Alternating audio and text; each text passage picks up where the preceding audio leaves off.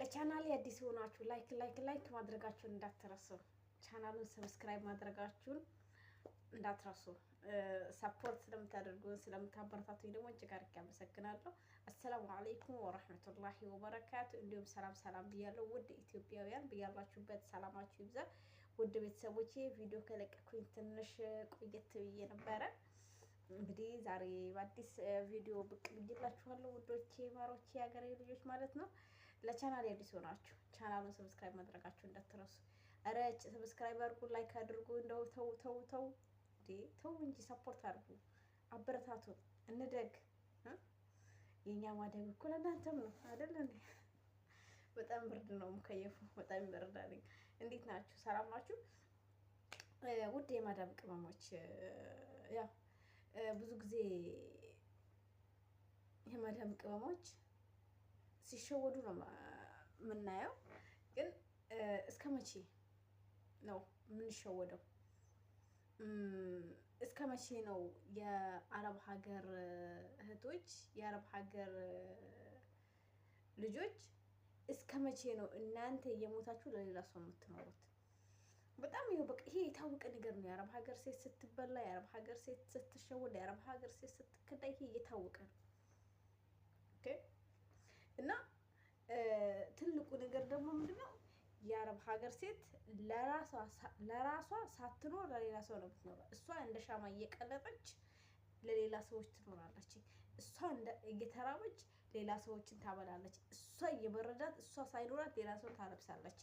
እና መልካምነት በጣም ጥሩ ነው። በነገራችን ላይ መልካም አትሆኑ እያልኩ አይደለም፣ አትርዱ አይደለም።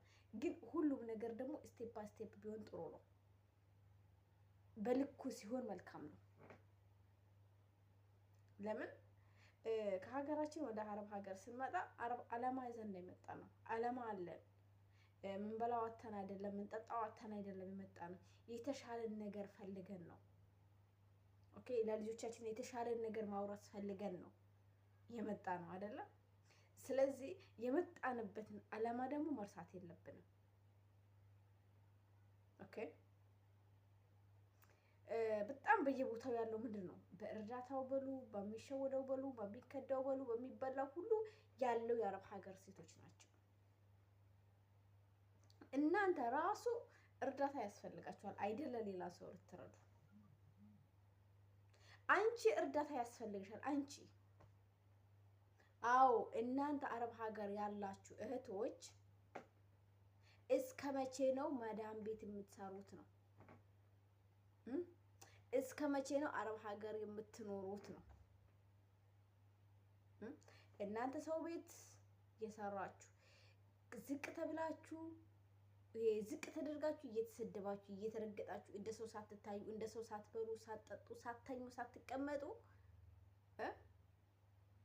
የምትኖሩለት ሰው ደግሞ ሌላ ነው። እናንተን ግን ከነመፈጠራችሁ የማያውቃችሁ ሰው እችን ታክል ለእናንተ ለማያስብላችሁ ሰው ነው የምትኖሩት። መቼ ነው ብልጥ የምትሆኑት? እንደ አረብ ሀገር ሴት እኮ የዋህ የለም። እንደ አረብ ሀገር ሴቶች የዋህ የለም። በጣም የዋህ ናቸው። በጣም ገር ናቸው። በጣም ደግ ናቸው። በጣም ናቸው። ግን ደግሞ አንድ ስስት አለ እርስ በርሳችሁ። በጣም ስስት፣ ቅናት፣ ምቀኝነት እርስ በርስ አለ። እርስ በርስ ስላችሁ ምንድነው? የአረብ ሀገር ሴት ለአረብ ሀገር ሴት ምቀኛ ናት። የአረብ ሀገር ሴት ለአረብ ሀገር ሴት ስስታም ናት፣ ምቀኛ ናት። መች በመች በጣልኳት ብላ ነው የምትመኘው። ግን ሚዲያ ላይ ላለው ለሚያሸረግጠው፣ እንደዚህ ለተባለው ለሚያለቅሱ ምናምን አንደኛ ናቸው። ይሄንን ስላችሁ ይቅር።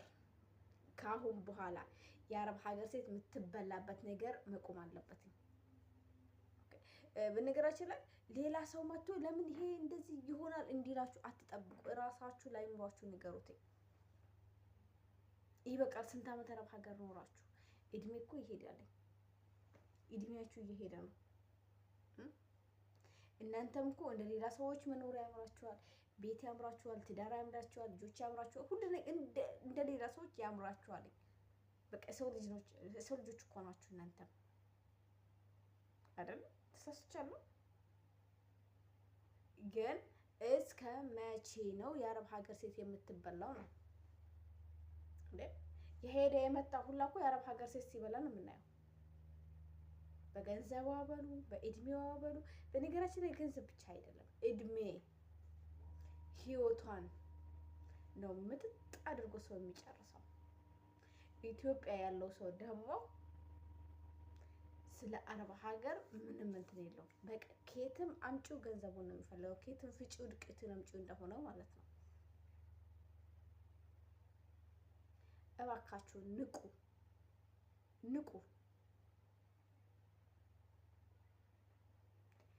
ራስ ወዳድ ሁኑ። ራስ ወዳድ ሁኑ። ራስ ወዳድነት ቢጠቅማችሁ እንጂ አይጎዳችሁ። የዋህነታችሁ አልጠቀማችሁ። ብልጥ ሁኑ።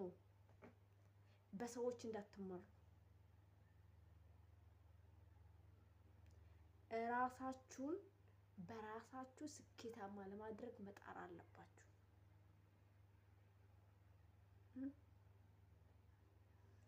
አረብ ቤት አንድ ቀን ለቀን ነው አረቦች ቤት የምንሰራው።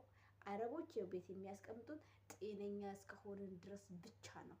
ለምን ቤታቸው ላይ 10 ዓመት አትሰሩም? 20 ዓመት አትሰሩ? የፈለገ ዓመት ብትሰሩ ጤነኛ እስከሆናችሁ ብቻ ነው እዛ ቤት የምትኖሩት እንጂ ስትደክሙ ስትታመሙ አሽቀጥረው ነው የሚጥሏችሁ።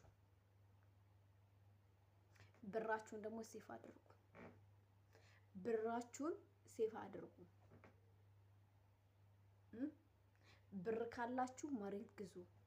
ብር ካላችሁ ቤት ስሩ። ይሄንን ስላችሁ ደግሞ ህጋዊ ይሄ የጨረቃ የሚባል ምን የሚባል ነገር ሄዳችሁ ብራችሁን ኢንቨስት እንዳታደርጉ እዛ ላይ። ይሄንን ስታደርጉ ደግሞ የምትተማመኑበት የማይከዳችሁ የማይበላችሁ እርግጠኛ የምትሆኑበት ሰው ካለ ነው እንጂ በአሁኑ ሰዓት ሰው ጅብ ሆኗል። ይሄ ሰው ካሌላችሁ ብራችሁን ያዙ።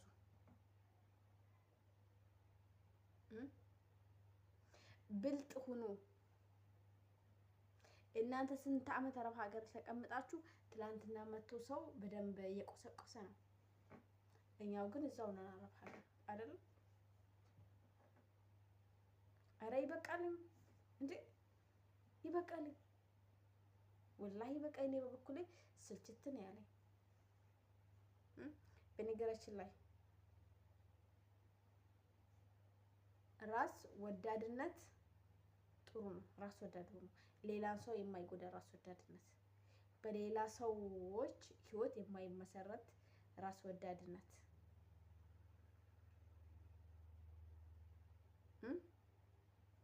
ራስ ወዳድነት ለራሳችሁ ጥሩ ነው። የአረብ ሀገር ሴቶች ካሁን በኋላ ብልጥ ሁኑ። እውነቴን ነው የምላችሁ።